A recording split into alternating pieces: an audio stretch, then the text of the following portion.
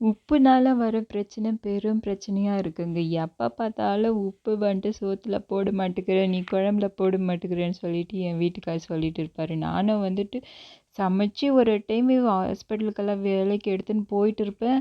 போய் அங்கே tiffin box open பண்ணி சாப்பிடும்போது தான் தெரியும், ஐயோ உப்பு போடலன்னு சொல்லிட்டு ஃபோன் பண்ணி சொல்லுவேம்மா, உப்பு போடாமல் வந்துட்டு இருக்க, கொஞ்சம் எடுத்து போட்டுக்கோழின்னு சொல்லிட்டு சொல்லுவேன். அவர் திட்டுவார் என்ன, நீ ஃபஸ்ட்டு சாப்பிட்டு ட்ரை பண்ணிவிட்டு அதுக்கப்புறம் எடுத்துகிட்டு வந்து வெய் அப்படின்னு சொல்லிட்டு சொல்லுவார்.